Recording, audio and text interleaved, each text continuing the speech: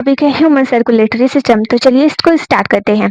अब जो human blood circulatory system होता है उसके अंदर हार्ट प्रेजेंट होता है जो बेसिकली पंपिंग करने में हेल्प करता है और तो और जो ब्लड हमारी बॉडी से आ रहा है उसे रिसीव करने में हेल्प करता है। और तो और हार्ट के साथ वहाँ पे ब्लड वेसल्स भी प्रेजेंट होती है जो बेसिकली जिसके थ्रू जो ब्लड होता है वो बॉडी में पास करता है यानी फ्लो करता है। तो जो ब्लड के सर्कुलेटरी सिस्टम होता है वो 3 टाइप से ब्लड फ्लो करता है हमारी मतलब बॉडी में। वहाँ पे ब्लड वेसल्स प्रेजेंट होती है। तो जो ब्लड वेसल्स होती हैं वो 3 टाइप्स की होती हैं। फर्स्ट आर्टेरीज हो गया, जो सेकंड है वो वेन्स है और जो थर्ड है वो है कैपिलरीज। हम जो ह्यूमन बीइंग्स होते हैं वहाँ पे ब्लड सर्कुलेटरी सिस्टम भी होता है ट्रांसपोर्ट के लिए मटेरियल्स को। और तो और एक अनदर सिस्टम भी प्रेजेंट होता है जिसे हम लिम्फेटिक सिस्टम बोलते हैं, जो भी हेल्प करता है हमारी बॉडी को मटेरियल को ट्रांसपोर्ट करने में हमारी बॉडी के अंदर। बेसिकली इन पे क्वेश्चंस पूछ लिया जाता है, इसलिए आपको ये टॉपिक आपको अच्छे से याद रहनी चाहिए और तो और आपको अपने माइंड में इसको अच्छे से रिवाइज करना होगा। अब हम ह्यूमन सर्कुलेटरी सिस्टम के बारे में देखते हैं। जो ऑर्गन सिस्टम होता है ह्यूमन बीइंग्स में जो ट्रांसपोर्ट के लिए रिस्पॉन्सिबल होता है, यानी जो ट्रांसपोर्ट मटेरियल्स का करने के लिए रिस्पॉन्सिबल होता है, सर्कुलेटरी सिस्टम उसे बोला जाता है। तो जो वेरियस ऑर्गन सर्कुलेटरी सिस्टम में प्रेजेंट होते हैं जैसे कि हार्ट हो गया, आर्टेरीज, वेन्स, कैपिलरीज, ठीक है। और तो और जो ब्लड होता है उसको भी कंसिडर्ड किया जाता है सर्कुलेटरी सिस्टम का पार्ट के रूप में। तो जो हमारा ह्यूमन सर्कुलेटरी सिस्टम है वहाँ पे हार्ट भी प्रेजेंट होता है, आर्टेरीज, वेन्स, कैपिलरीज और ब्लड भी प्रेजेंट होता है। तो जो हमारे ह्यूमन सर्कुलेटरी सिस्टम है, तो जो हार्ट होता है वो एक्ट करता है पंप करने में और तो और उसे पुश आउट करने में ब्लड को। और जो आर्टेरीज, वेन्स और कैपिलरीज होती हैं वो एक्ट करती हैं एक पाइप के थ्रू जो बेसिकली ब्लड को फ्लो करती हैं। और तो और जो मतलब ये जो ट्यूब होती है जो ब्लड को कैरी करती हैं उन्हें ब्लड वेसल्स बोला जाता है। तो इस प्रकार से 3 टाइप की ब्लड वेसल्स ह्यूमन बॉडी में प्रेजेंट होती हैं, जैसे आर्टेरीज हो गया, वेन्स हो गया, कैपिलरीज, क्योंकि इन्हें तो हम ब्लड वेसल्स के नाम से भी जानते हैं। अब हम इसको जल्दी से डिस्क्राइब करते हैं कि पार्ट सारा सर्कुलेटरी सिस्टम का डिटेल में। तो जो हार्ट होता है उसका आप शेप देखोगे तो जो हार्ट होता है वो रफली ट्रायंगुलर शेप का होता है, जो बेसिकली एक स्पेशल टाइप की मसल्स जिसे हम कार्डियक मसल्स बोलते हैं उससे बना होता है। जो हार्ट होता है हमारा वो एक जैसे अगर हम मुट्ठी मूंदते हैं तो वहाँ पे जितना मुट्ठी ऐसा जो शेप होता है तो वैसा ही शो होता है जो हमारा हार्ट होता है। और तो और जो हार्ट होता है उसके पास 4 कंपार्टमेंट्स होते हैं जिन्हें हम चैम्बर्स के नाम से जानते हैं, यानी जो हार्ट का अंदर वाला पार्ट रहता है वहाँ पे 4 कंपार्टमेंट्स रहते हैं जिन्हें हम चैम्बर्स बोलते हैं। अपर जो 2 चैम्बर्स होता है हार्ट का उसे एट्रिया बोला जाता है और तो और जो लोअर 2 चैम्बर्स होता है उसे हम वेंट्रिकल के नाम से जानते हैं। तो जो 2 एट्रिया ऊपर की रहती हैं वो रिसीव करती हैं ब्लड को 2 मेन वेन से। और तो और जो 2 वेंट्रिकल होते हैं वो ट्रांसपोर्ट करते हैं ब्लड को अपनी पूरी इंटायर बॉडी में और तो और लंग्स में भी।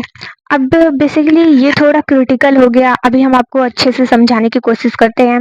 अगर आप फिगर में देखोगे तो आपको पता चलेगा कि जो लेफ्ट वाला एट्रियम होता है वो कनेक्ट होता है कि लेफ्ट वाले वेंट्रिकल्स के साथ, और ये दोनों जब कनेक्ट होते हैं तो वो वेल्व्स 1 के साथ कनेक्ट होते हैं। वैसे जो राइट वाला होगा वो राइट वाले वेंट्रिकल के साथ कनेक्टेड है और तो और ये जो कनेक्शन है वो वेल्व 2 के हेल्प से है।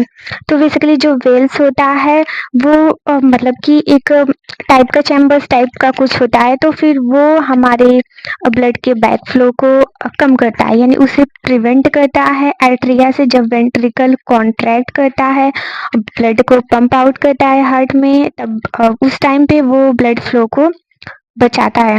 क्योंकि जब जो वेंट्रिकल्स होते हैं वो कॉन्ट्रैक्ट करते हैं तो जो वेल्स होता है यानी जो फर्स्ट है और सेकंड वेल्स वो ऑटोमेटिकली क्लोज हो जाते हैं। तो इसीलिए जो इसी कारण जो ब्लड होता है वो एट्रिया में बैक नहीं जाता है।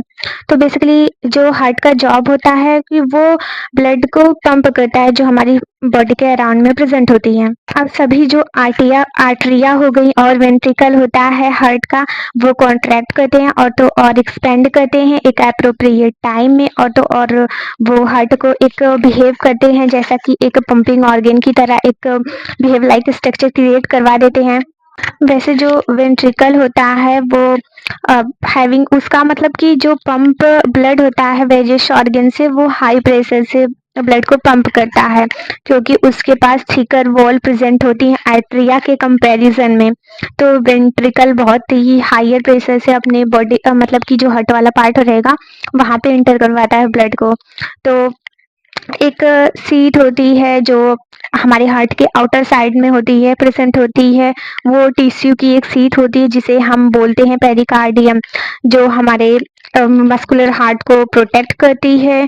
और जो चैम्बर्स होते हैं हार्ट के, यानी 4 चैम्बर्स हैं, जैसे कि left ventricle, right ventricle, left atria, right atria हो गया। तो उसको सेपरेट करता है एक पार्टीशन के थ्रू, उसे हम सेप्टम बोलते हैं।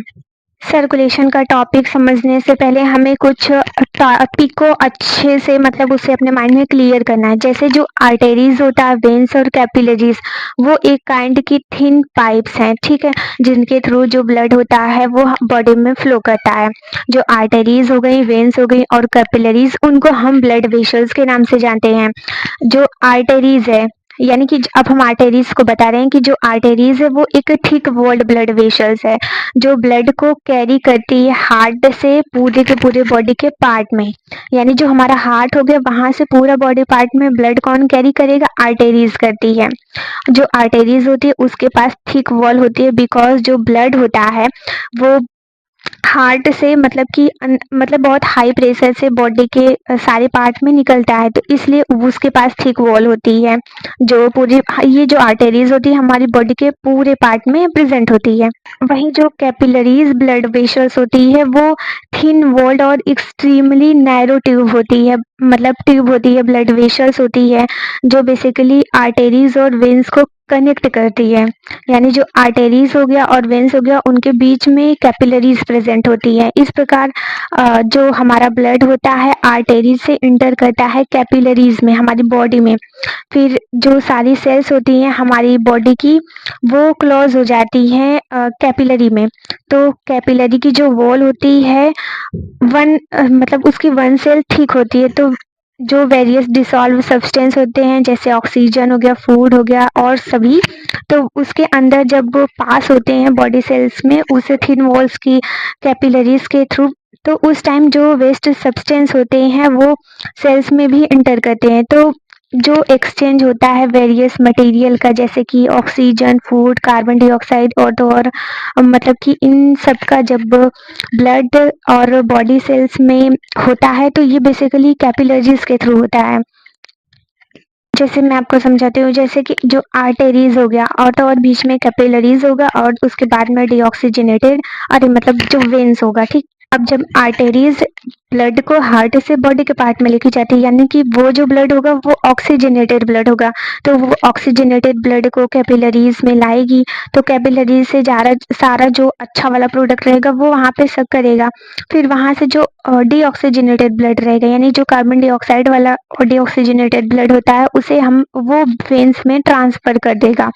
जो वेन्स होती है वो थिन वॉल्ड की ब्लड वेसल्स होती है, जो बेसिकली ब्लड को कैरी करती है बॉडी के सारे पार्ट्स में, फिर वो हार्ट के पास कैरी करती है। जो वेन्स होती है उनके पास थिक वॉल नहीं प्रेजेंट होती है, बिकॉज जो मतलब वहाँ पे हाई प्रेशर से किसी भी टाइप का ब्लड फ्लो नहीं करता है, इसलिए उसके पास थिन वॉल ही होती है। अभी हम जस्ट ये स्टडी किए हैं कि जो हार्ट होता है वो एक काइंड का पंप होता है, जो बेसिकली पंप करता है ब्लड को हमारे बॉडी के अराउंड में। कंटिन्यूसली ये वर्क होता रहता है, ये स्टॉप नहीं होता है। तो एक्चुअली जो हार्ट होता है वो एक सिंगल पंप नहीं है, यानी कि जो हार्ट होता है वो रियली में एक डबल पंप है, क्योंकि जो उसका लेफ्ट साइड वाला हार्ट है, यानी जो लेफ्ट एट्रियम हो गया और लेफ्ट वेंट्रिकल होता है, वो दोनों एक पंप की तरह एक्ट करते हैं, जो बेसिकली हमारी बॉडी जो होल बॉडी का जो ब्लड होता है लंग्स को छोड़ के वो उस ब्लड को पंप करते हैं। वही जो राइट वाला साइड का हार्ट हो गया, जैसे राइट एट्रियम हो गया और राइट वेंट्रिकल, तो वो एक अनदर पंप की तरह वर्क करते हैं, जो बेसिकली पंप करते हैं ब्लड को सिर्फ और सिर्फ हार्ट से, अरे सिर्फ और सिर्फ लंग्स से ही वो पंप करते हैं, यानी कि वो बॉडी के पार्ट से नहीं करेंगे, सिर्फ लंग्स से करेंगे। और वहीं जो लेफ्ट वाला रहता है वो बॉडी के पार्ट से करता है, लंग्स से नहीं करता है। तो अब हम इसको थोड़ा फिगर में अच्छे से देखेंगे तब आपको पता चलेगा। तो वैसे तो जो लेफ्ट साइड का हार्ट होता है वो कंप्लीटली सेपरेटेड होता है राइट वाले हार्ट से, मतलब राइट वाले साइड से उसमें एक पार्टीशन होता है जिसे हम सेप्टम के नाम से जानते हैं, जिसे हमने अभी को आपको बताया था। तो इसलिए जो टू पंप्स होते हैं हार्ट में वो अपना इंडिपेंडेंटली वर्क कर रहे हैं।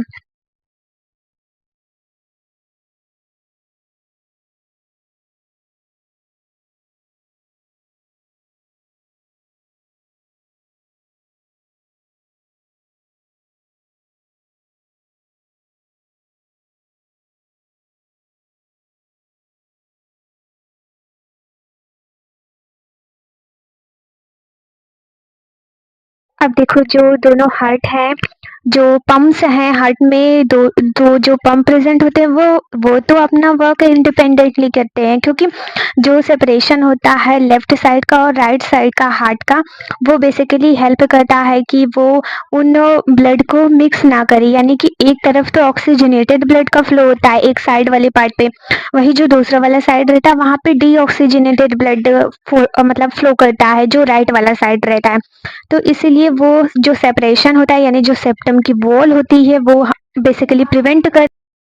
पहले हम इस चीज़ को डिस्क्राइब करने से पहले जो हमारा सर्कुलेशन होता है ब्लड में, ह्यूमन बॉडी में, उसे डिस्क्राइब करने से पहले हमें दो चीज़ों के बारे में जानना बहुत ज़रूरी है। जो फर्स्ट जो थिंग है वो है, जो ब्लड सर्कुलेट होता है हमारी बॉडी में वो टू फॉर्म्स का होता है, यानी जो ब्लड सर्कुलेट हो रहा है पूरे बॉडी में वो टू फॉर्म्स का होता है। फर्स्ट जो होता है ऑक्सीजनेटेड, वहीं जो दूसरा टाइप का जो ब्लड होता है वो होता है डीऑक्सीजनेटेड ब्लड। तो बेसिकली जो ब्लड कैरी होता है ऑक्सीजन को, यानी जो ब्लड ऑक्सीजन को कैरी करता है उसे ऑक्सीजनेटेड ब्लड बोलते हैं। अब हमें जो ऑक्सीजनेटेड ब्लड होता है वो लंग्स से मिलता है, क्योंकि जो फ्रेश ऑक्सीजन होती है वो एयर की वो पास होती है हमारे ब्लड में, वो बेसिकली लंग्स से पास होती है।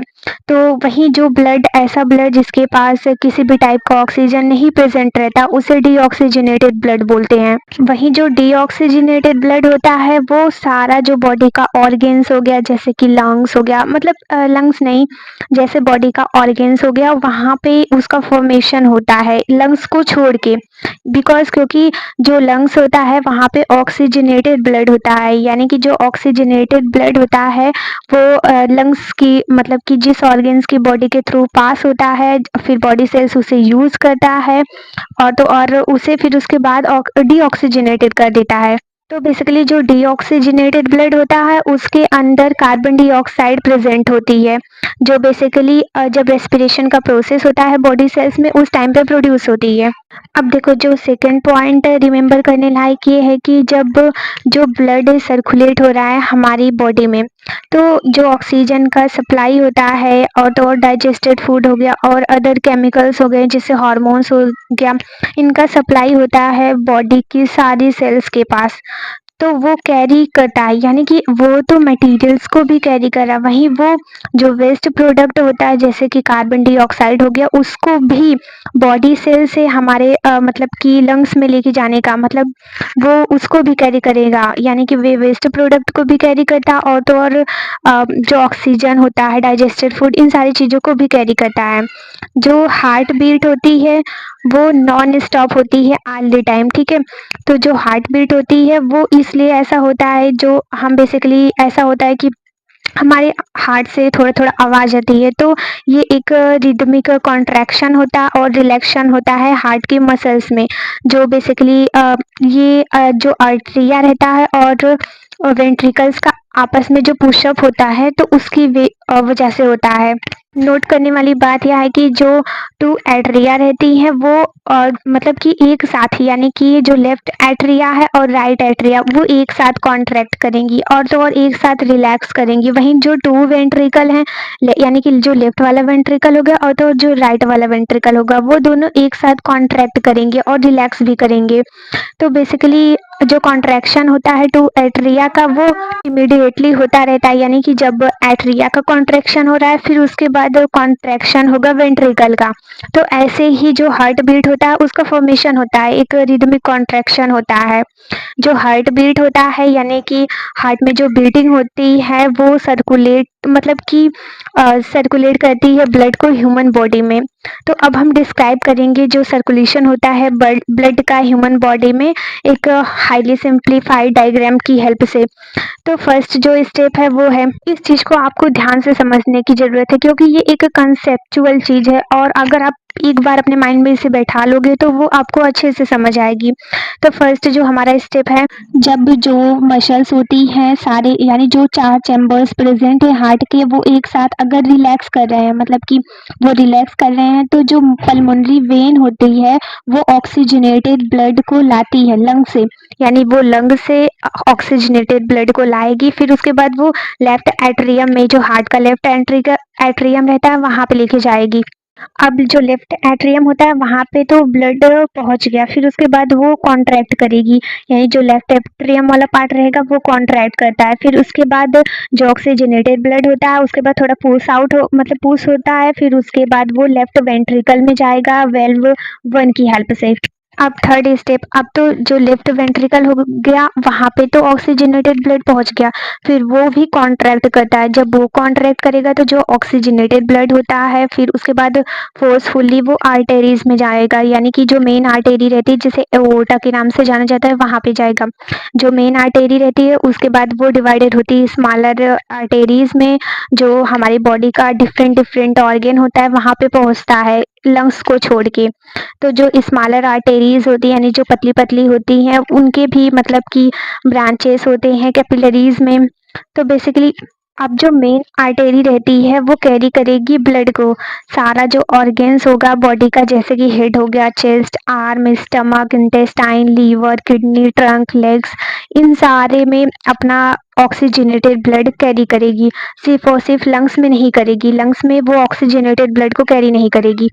अब जब देखो जो ऑक्सीजनेटेड ब्लड होता है वो पास करता है एक कैपिलरीज के थ्रू, यानी जो बॉडी ऑर्गन्स की जो कैपिलरीज होती हैं उनके थ्रू जब पास करेगा तो उसके बाद जो ऑक्सीजन होता है बॉडी सेल्स में वो अपने आप ही मतलब चला जाएगा।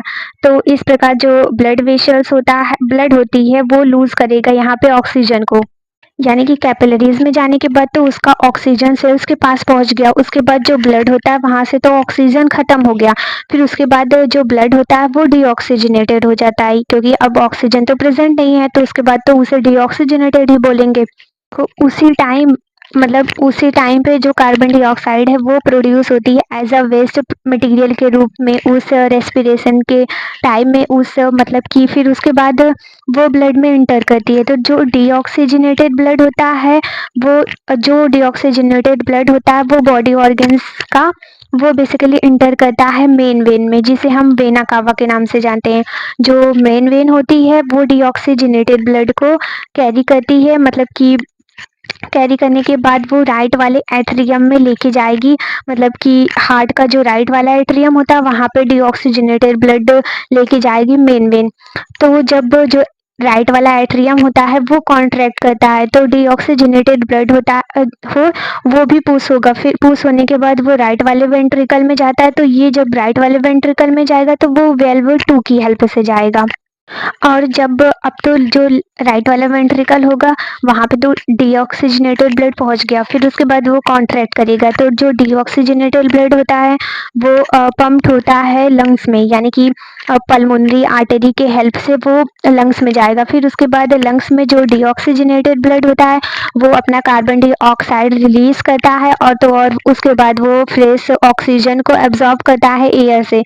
तो इस प्रकार जो ब्लड बिकम ऑक्सीजनेटेड अगेन, मतलब कि जो ब्लड होता है वो दोबारा से ऑक्सीजनेटेड हो गया क्योंकि अब अगर वो मतलब जो लंग्स होता है वहाँ पे डीऑक्सीजनेटेड होके गया, फिर उसके बाद वो वहाँ से अपना कार्बन डाइऑक्साइड तो लूज कर दे रहा है, फिर उसके बाद वो ऑक्सीजन को एयर में से ले रहा है, तो अब तो वो ऑक्सीजनेटेड हो गया। तो अब ये जो ऑक्सीजनेटेड ब्लड होता है फिर से वो लेफ्ट वाले एट्रियम में जाएगा हार्ट के, फिर पल्मोनरी वेन की हेल्प से फिर उसके बाद बॉडी में सर्कुलेशन होता है। तो ये पूरा का प्रोसेस जो रहेगा वो रिपीटेडली होता रहेगा, यानी कि ये अब रिपीटली कंटिन्यूअसली होता रहेगा। तो इस प्रकार से जो ब्लड होता है वो मतलब कि हमारी बॉडी में सर्कुलेट करता है बिना किसी स्टॉप के, यानी कि हमारी बॉडी में हमेशा हर टाइम पे सर्कुलेट करता रहता है। तो और जो ब्लड के पास डाइजेस्टेड फूड भी प्रेजेंट होते हैं और अदर मटेरियल भी मतलब प्रेजेंट होते हैं, तो वो हमारी बॉडी में हर टाइम पे हमारी बॉडी को ऑक्सीजन प्रोवाइड करता है, डाइजेस्टेड फूड प्रोवाइड करता है और तो और अदर मटेरियल प्रोवाइड करता है। और तो और वहाँ से जो ब्लड का जो वेस्ट मतलब जो वेस्ट प्रोडक्ट होता है उसकी हेल्प से वो रिमूव भी होता है ब्लड की हेल्प से। अब बेसिकली ये तो हमारा सर्कुलेशन हो गया ब्लड में। अब हम एक पॉइंट नोट करने वाली है जो बेसिकली बोर्ड्स में पूछ देती है और काफ़ी ज़्यादा इम्पॉर्टेंट है कि जो ब्लड सर्कुलेटरी सिस्टम होता है ह्यूमन बीइंग में, वो एक टाइप का डबल सर्कुलेशन का एग्जाम्पल है। यानी कि इसका डबल सर्कुलेशन का मतलब क्या होगा, यानी कि हम इसको आपको एक्सप्लेन करके बताते हैं। क्योंकि जो सर्कुलेटरी सिस्टम होता है, ऐसा सर्कुलेटरी सिस्टम जिसमें जो ब्लड होता है वो 2 बार ट्रेवल हो रहा है हार्ट में, मतलब कि एक कंप्लीट साइकिल में ही वो 2 बार ट्रेवल हो रहा है, तो उसे डबल सर्कुलेशन बोलते हैं। जैसे कि ह्यूमन सर्कुलेटरी सिस्टम हो गया, तो जो पाथवे होता है ब्लड का, जब हार्ट से वो फिर उसके बाद लंग्स में जाता है, फिर से वो बैक मतलब फिर से वही ब्लड हार्ट में आता है, उसे पल्मोनरी सर्कुलेशन बोलते हैं। तो ऐसा पाथवे जो फिर उसके बाद जो ब्लड को हार्ट से फिर उसके बाद फिर बैक करके फिर उसके बाद हार्ट में ला रहा है, तो एक मतलब कि डबल मीनिंग ऑफ सर्कुलेशन हो रहा है। यानी कि एक तरफ देखो आपकी एक ही ब्लड है, एक बार ऑक्सीजनेटेड होके आ रहा है, फिर उसके बाद एक बार डीऑक्सीजनेटेड होके आ रहा है।